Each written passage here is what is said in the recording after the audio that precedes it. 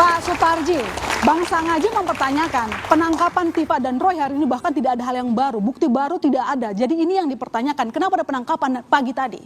Ya, penangkapan tadi pagi dilakukan bahwa secara formil terpenuhi misalnya syaratnya karena 2 alat bukti sudah ada. Terus surat perintah penangkapan sudah ada, berita acara penangkapan sudah ada. Yang jadi pertanyaan, kenapa baru sekarang? Apakah kemudian karena sudah P21 sehingga kemudian kesempatan mengajukan pra peradilan tidak ada karena perkara sudah akan dilimpahkan kepada kejaksaan? Itu yang menjadi misteri, itu yang menjadi pertanyaan. Apakah ini satu strategi untuk penyidikan dan melepaskan untuk dari jeratan pra peradilan? Tetapi bahwa secara formil syarat-syarat tadi sudah dipenuhi, tetapi yang menjadi persoalan adalah secara materialnya. Kenapa terjadi saat ini? Apakah memang faktor-faktor itu yang mempengaruhi atau kemudian faktor-faktor narasi-narasi lain yang dibangun yang kita cermati dari berbagai media. Tetapi bahwa proses terjadinya penangkapan yang dilanjutkan dengan penahanan semuanya adalah berdasarkan alat bukti. Tapi kalau menurut Pak Suparji sendiri, apakah lebih baik pihak Jokowi ya perlu membuktikan ijazah asli dulu, baru membuktikan soal ataupun memproses kasus pencemaran nama baik?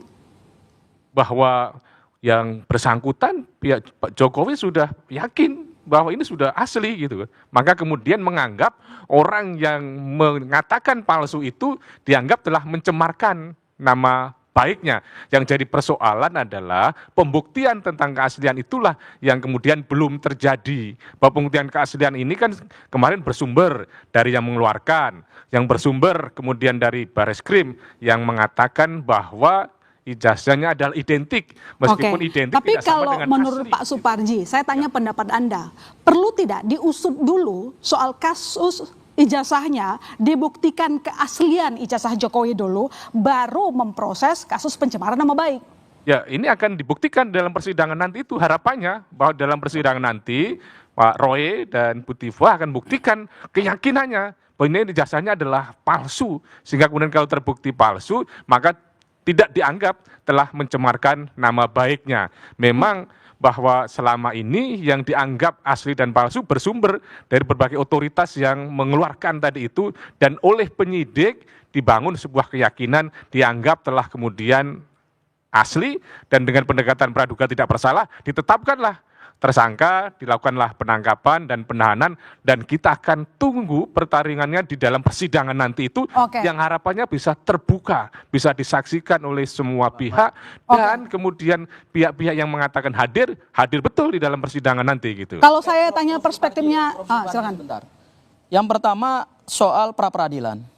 Memang menurut saya, kami melihat bahwa ini strategi penyidik untuk menghindari upaya pra peradilan. Karena penangkapan dilakukan di hari Jumat hari ini, tentu kami tidak bisa mendaftarkan permohonan pra peradilan. Sabtu besok pengadilan tutup. Terima perkara. Ya, kemudian Minggu juga kami tidak bisa mendaftarkan permohonan pra peradilan. Begitu kita masuk ke hari Senin penyerahan tersangka dan barang bukti, close the door. Karena kewenangan itu sudah berlimpah ke kewenangan penuntut umum. Itu satu hal. Jadi kami melihat bahwa ini strategi untuk menghindari proses pra peradilan. Itu hal yang pertama. Hal yang kedua, soal kekuatan pembuktian atau beban pembuktian. Ini yang perlu diluruskan juga, Prof. Bahwa dalam perkara pidana, beban pembuktian itu kan sebetulnya ada pada jaksa penuntut umum. Ya. Jadi Pak Jokowi harus membuktikan sebaliknya bahwa ijazah dia asli. Bukan Bu Tifa dan Mas Roy harus membuktikan ini palsu. Karena mereka ini dilaporkan. Mereka dilaporkan dengan pasal pencemaran nama baik, fitnah. Pak Jokowi sebagai pelapornya, Pak Jokowi punya kepentingan hukum untuk membuktikan sebaliknya bahwa ijazah ini adalah asli. Oleh karena itu kalau kita bicara dalam proses persidangan pidana, beban pembuktian itu ada pada pelapor menyerahkan beban pembuktian itu kepada penyidik kemudian menyerahkan semua barang bukti dan alat bukti itu kepada penuntut umum untuk kemudian membuktikan apakah ijazah ini asli atau palsu. Jadi Roy Suryo dan Dr. Tifa tidak punya beban hukum untuk membuktikan bahwa ijazah ini asli atau palsu. Justru Pak Jokowi harus membuktikan sebaliknya berdasarkan dalil-dalil dia. Karena gini, pembuktian pidana nanti kami membayangkan, ini kita bukan hanya membuktikan selembar ijazah.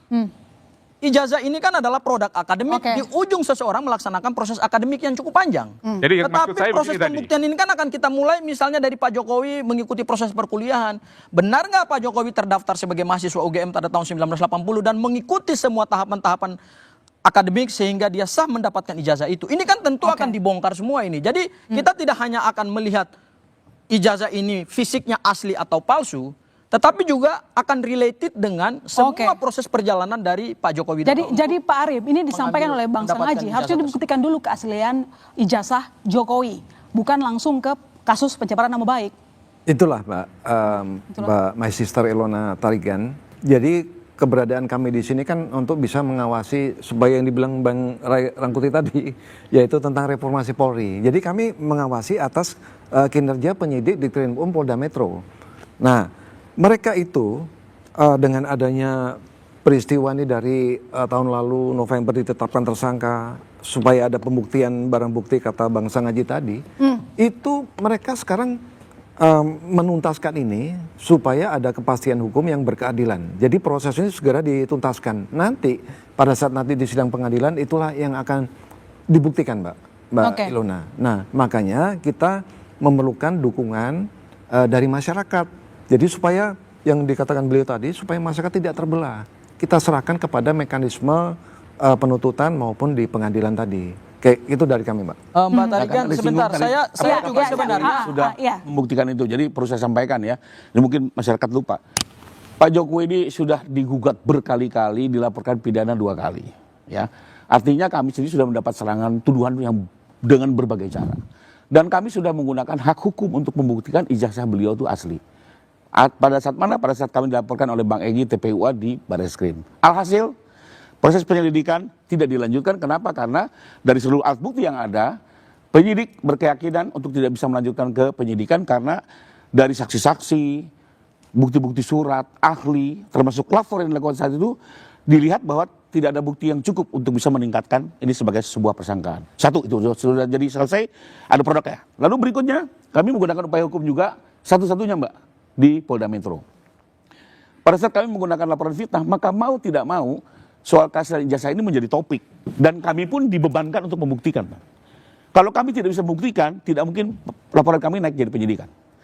Bahkan, setelah ini apa yang terjadi? Ini semua kan akan diambil alih kepentingan kami oleh kejaksaan. Negara akan mengambil alih untuk menuntut.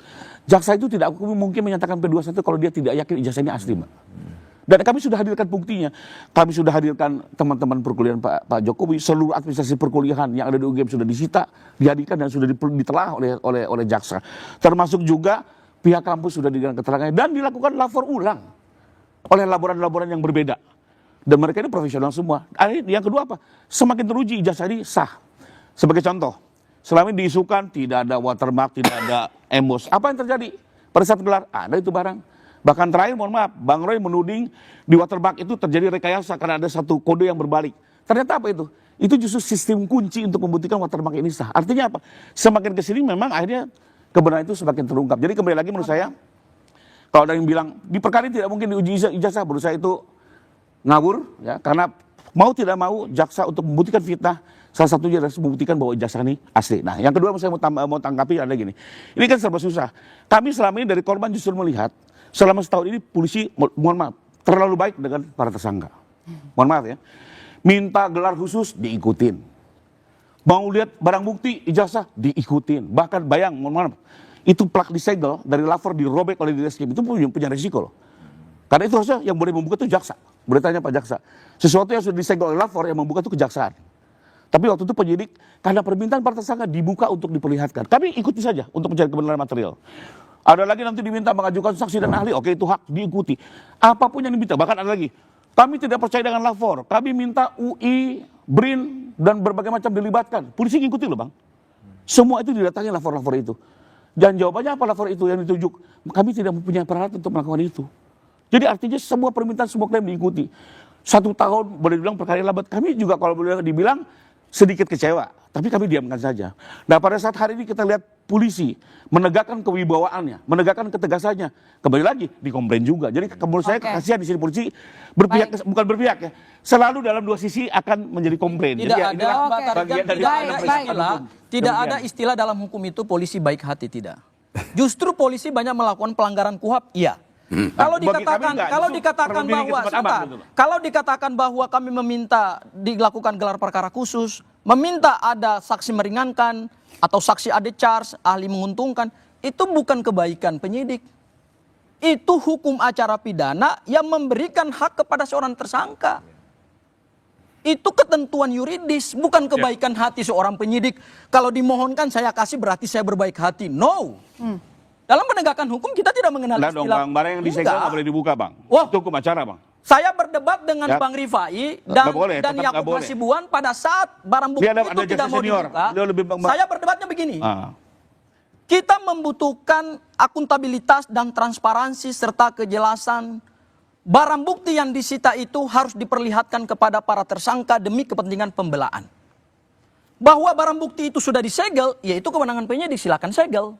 Tetapi pada saat tersangka menghadiri suatu gelar perkara khusus, tersangka punya hak bersama kuasa hukumnya untuk tahu barang bukti yang disita itu apa. Kita ini bukan menangkap orang, kemudian barang buktinya seperti kucing dalam Itu di karung. persidangan bang, bukan dalam penyidikan. Bukan. Semua barang bukti akan dibuka di persidangan, bukan di penyidikan. Kita di tahap Itu clear hukum penyidikan acara, kata juga, beliau. kita di tahap penyidikan Saya challenge juga, lagi. gini, Apakah polisi punya kita kewajiban di tahap menetapkan penyidikan BRIN, juga UI, segala macam? mendapatkan, Itu ingin sesuatu yang mendapatkan ekstra, kepastian embroidery. hukum. Artinya buat saya Makanya juga, kemudian langkah penyidik yang ini diambil oleh Polda tadinya Metro agak Jaya miring ke adalah sana, gitu. dia membuka. Langkah yang dilakukan oleh Polda Metro Jaya adalah dia membuka karena ada perdebatan hukum antara saya dan Bang Rifai terhadap barang bukti itu. Maka kemudian barang bukti itu dibuka segelnya oleh Polda Metro Jaya. Itu hal yang pertama. Jadi tidak ada istilah polisi berbaik hati. Itu semua adalah ketentuan hukum acara pidana. Kami mengajukan saksi meringankan atau saksi ade charge, yaitu hak tersangka. Diberikan oleh undang-undang. Kami menghadirkan puluhan Oke. ahli menguntungkan, itu juga hak seorang tersangka. Pelibatan Bukan BRIN karena dan UI, kebaikan. apakah itu hukum Sabar dulu, acara? Bukan Oke. karena kebaikan. Nggak ada. Terus Yang lapor. Baik. Sebentar. Ditahan dulu, Terkait dengan ditahan lapor, dulu. terkait dengan lapor, itu Ditahan ternyata dulu tidak ada kami saudara, tetap di Bola Liar. Polda Metro Jaya.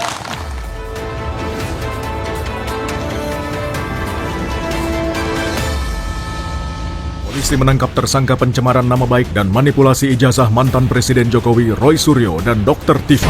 Kita menengarai ini semacam